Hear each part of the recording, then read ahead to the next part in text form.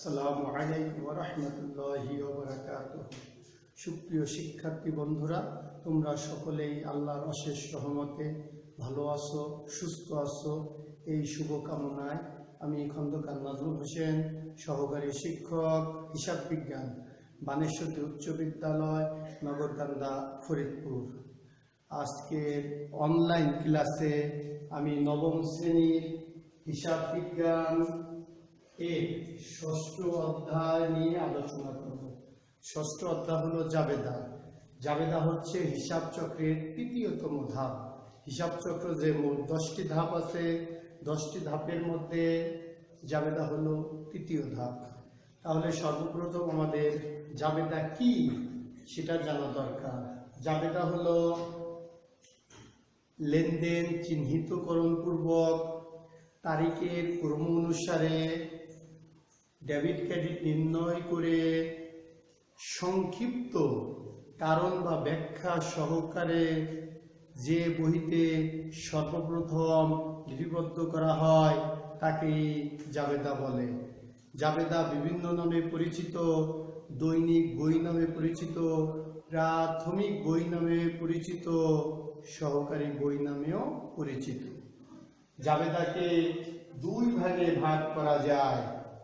তাহলে বন্ধুরা, আমরা এখানে বুঝলাম জাবেদাকে দুই ভাগে ভাগ করা যায়। একটি হলো বিশেষ জাবেদা, আরেকটি হলো প্রকৃত জাবেদা। বিশেষ জাবেদাকে আবার 6 ভাগে ভাগ করা যায়, প্রকৃত জাবেদাকে আবার 5 ভাগে ভাগ করা যায়। তাহলে আমরা বিশেষ জাবেদা নিয়ে সংক্ষিপ্ত আলোচনা করি। বিশেষ জাবেদা 1 নম্বরে আছে ক্রয় জাবেদা, 2 নম্বরে বিক্রয় জাবেদা, 3 নম্বরে ক্রয় ফেরত জাবেদা, 4 নম্বরে বিক্রয় ফেরত জাবেদা, 5 নম্বরে নগদ প্রাপ্তি জাবেদা, 6 নম্বরে নগদ প্রদান জাবেদা। আবার প্রকৃত জাবেদাকে 5 ভাগে ভাগ করা হয়েছে। সংশোধনী জাবেদা, সমন্বয় জাবেদা, সমাপনী জাবেদা, প্রারম্ভিক জাবেদা, অন্যান্য জাবেদা। তাহলে আমরা বিশেষ জাবেদার প্রথম ক্রয় জাবেদা নিয়ে সংক্ষিপ্ত আলোচনা করি। ক্রয় জাবেদা হলো কিছু লেনদেন থাকবে, এই লেনদেনের মধ্যে যদি বাকিতে কোনো ক্রয় থাকে বা বাকিতে ক্রয় থাকলে সেগুলি আমাদের এই ক্রয় জাবেদায় অন্তর্ভুক্ত করতে হবে। বিক্রয় জাবেদা, লেনদেনগুলোর মধ্যে বাকিতে বিক্রয় যদি থাকে সেগুলি আমরা বিক্রয় জাবেদার মধ্যে অন্তর্ভুক্ত করব।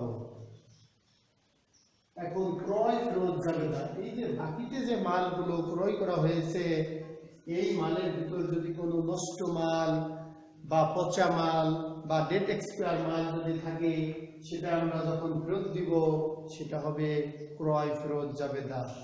এই বিক্রয় ফেরত জাবেদা হলো বাকিতে বিক্রয় করার ফলে ওই মাল যদি কিছু ফেরত দেওয়া হয় সেটা যাবে বিক্রয় ফেরত জাবেদা। নগদ প্রাপ্তি জাবেদা, নগদ লেনদেনগুলোর ভিতরে নগদ টাকার আগমন বা নগদ টাকার প্রাপ্তি যদি ঘটে তাহলে নগদ প্রাপ্তি জাবেদায় যাবে।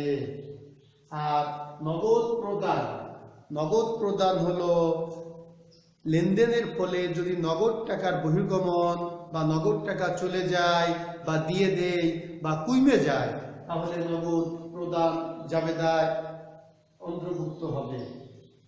এখন দেখো প্রকৃত জাবেদা। সাধারণ জাবেদা ও প্রকৃত জাবেদা একই অর্থবোধক। তাহলে আমরা বুঝলাম কি, সাধারণ জাবেদা ও প্রকৃত জাবেদা একই অর্থবোধক। যে সকল লেনদেন বিশেষ জাবেদায় অন্তর্ভুক্ত হয় না, যে সমস্ত লেনদেন বিশেষ জাবেদায় অন্তর্ভুক্ত হয় না সেগুলোই প্রকৃত জাবেদায় অন্তর্ভুক্ত হয়। এই প্রকৃত জাবেদার মধ্যে রয়েছে সংশোধনী জাবেদা। লেনদেন লিপিবদ্ধকরণে কোনো ভুল সংঘটিত হলে হিসাবের কাটাছেঁড়া করে ঠিক করা যায় না। জাবেদা দাখিলার মাধ্যমে উক্ত ভুল সংশোধন করতে হয়। ভুল সংশোধনের জন্য যে জাবেদা দাখিলা করা হয় তাই সংশোধনী জাবেদা। সমন্বয় জাবেদা দেখো, আর্থিক ফলাফল নিরূপণের জন্য আর্থিক বিবরণী প্রস্তুত করা হয়। আর্থিক বিবরণী প্রস্তুতের সময় বকেয়া বা অগ্রিম খরচ, প্রাপ্য বা অগ্রিম প্রাপ্ত আয়, অবচয় বা অবলোপন, কুঋণ, সঞ্চিতি ইত্যাদি লেনদেন প্রাথমিক হিসাব বইতে অন্তর্ভুক্তির জন্য যে জাবেদা প্রস্তুত করা হয় সেটাই হলো সমাপনী জাবেদা। তাহলে সমাপনী জাবেদা দেখো, যে কোনো নির্দিষ্ট বছরে মুনাফা জাতীয় আয় ও ব্যয় পরবর্তী বছরের হিসাবে কোনো প্রকার প্রভাব ফেলবে না। তাই আর্থিক বিবরণী প্রস্তুতের সময় মুনাফা জাতীয় আয় ও ব্যয় হিসাবসমূহ বন্ধ করে দিতে হয়। এর ফলে যে জাবেদা হয় সেটাই সমাপনী জাবেদা। আর প্রারম্ভিক জাবেদা দেখো, ব্যবসা প্রতিষ্ঠান একটি চলমান প্রক্রিয়া। বিগত বছরের হিসাবকালের শেষ দিনে সম্পদ, দায় ও মালিকানা সত্ত্ব হিসাব পরবর্তী বছরের শুরু হিসাব নিয়ে আসার জন্য যেটা করা হয় সেটাই প্রারম্ভিক জাবেদায় অন্তর্ভুক্ত করতে হয়। আর বিশেষ জাবেদায় লেনদেন সমূহ এবং প্রকৃত জাবেদায় উল্লেখিত 4 ধরনের লেনদেন ছাড়া ব্যবসায় কতিপয় লেনদেন সম্পূর্ণ হয়, যেমন ধারে সম্পদ ক্রয় বিক্রয়, বাট্টা প্রাপ্তি, বাট্টা প্রদান, পণ্য বিতরণ প্রভৃতি। এসব লেনদেন প্রকৃত জাবেদায় লিপিবদ্ধ করা হয়।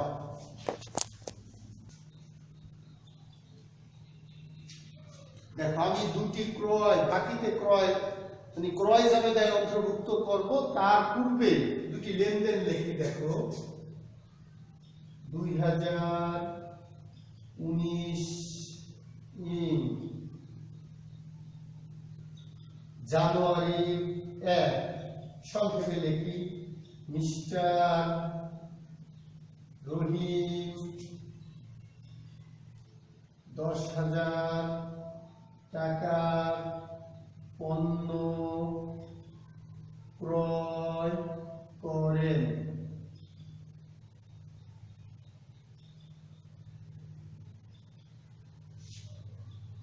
কারবারি বাট্টা 5%, বহন খরচ 200 টাকা, চালান নং। আরো একটা লিখি, মিস্টার নজরুল 20,000 টাকা পণ্য ক্রয় করেন।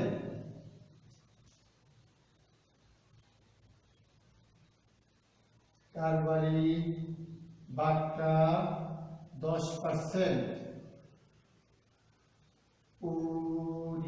পরিবহন 500, চালান 30। তাহলে এটাকে যদি আমি ক্রয় জাবেদায় অন্তর্ভুক্ত করতে বলি তাহলে সর্বপ্রথম আমাদের ক্রয় জাবেদার একটি সব করতে হবে। আমরা সবটা করি।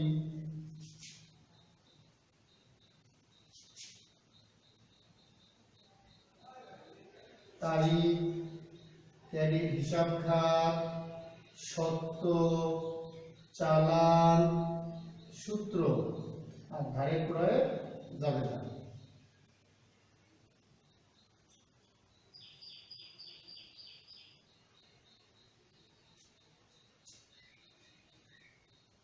এই যে আমরা লিখব ক্রয় জাবেদা। এখন এই জায়গায় লিখবো তারিখ, ক্রেডিট, হিসাব খাত, শর্ত, চালান নং, সূত্র, ধারে ক্রয়ের জাবেদা, ক্রয়, হিসাব, ডেবিট, পাওনাদার, ডেবিট, পাওনাদার, হিসাব, ক্রেডিট। তাহলে এইভাবে সব হবে। আমরা প্রথম জাবেদাটা করি 1 তারিখে, তারিখ দিয়ে দাও 2019 জানুয়ারির 1। মিস্টার রহিমের কাছ থেকে 10,000 টাকার পণ্য ক্রয়।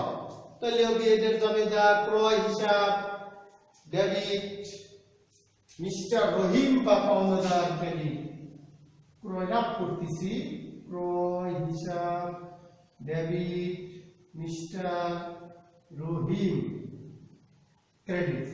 দেখো 10,000 টাকার মাল কয় পার্সেন্ট বাট্টায়? তো 10,000 টাকার মাল যদি কিনে তার 5% আসবে 500 টাকা, তাহলে 9,500 টাকা।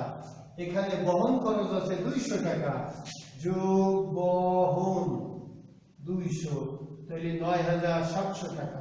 তো 9,700 টাকা কিভাবে বেরোলো আমরা বুঝতে পেরেছি তো বন্ধুরা? 9,700 এটা আমরা রাফ করলাম। দেখি এল একটা গেল,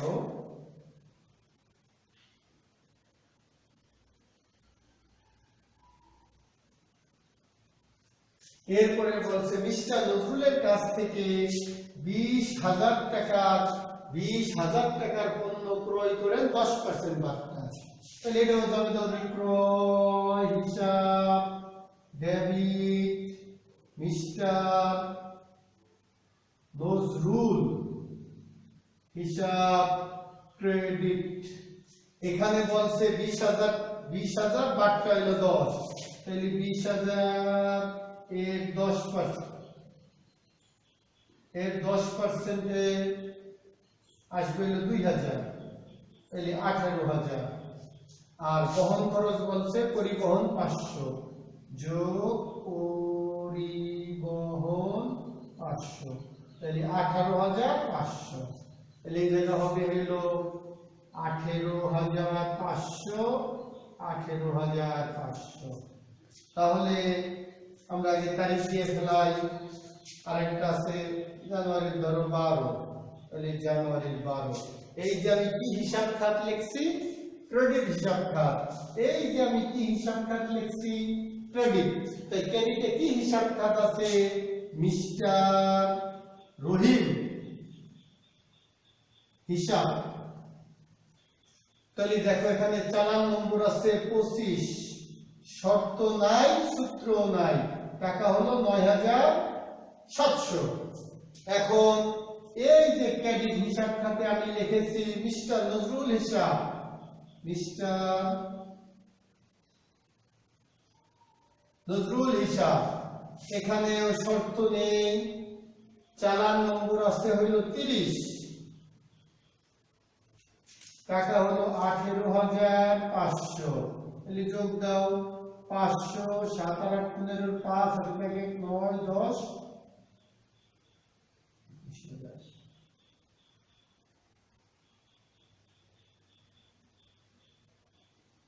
7 এখানে ভুল হয়েছে, 0 0 7 5 12 2 হাতে থাকে 1, 8 8 10 18 8 হাতে থাকে 1 2, 28,500 সমতা চিহ্ন। আরেকবার দেখি 7 5 12 2 হাতে থাকে 1, 8 আর 1 9 9 18 8 হাতে থাকে 1 2। ঠিক আছে, তাহলে বন্ধুরা ক্রয় জাবেদা সম্পর্কেও তোমরা জেনেছো এবং বাড়ির চেষ্টা করলে সুন্দরভাবে তোমরা পারবা। এখন এই যে শর্ত আছে, অনেক সময় এইভাবে শর্ত দেওয়া থাকে, আমি শর্তটা একটু বুঝিয়ে দিচ্ছি। যেমন দেখা আছে 3/10 নিট 30, অর্থাৎ এটা বোঝাচ্ছে যদি 10 দিনের ভিতরে এই টাকাগুলি পরিশোধ করে তাহলে এই টাকার উপর 3% ডিসকাউন্ট বা কমিশন দিবে। এই টাকার উপরে 3% কম দিবে। ইনকেস যদি 10 দিনের মধ্যে না দিতে পারে তাহলে 30 দিনের ভিতরে এই মূল টাকাটাই পরিশোধ করতে হবে, সেটাই শর্ত। তাহলে আজকে এই পর্যন্তই। পরবর্তী ক্লাসে আমরা বিক্রয় জাবেদা সম্পর্কে আলোচনা করব। ধন্যবাদ।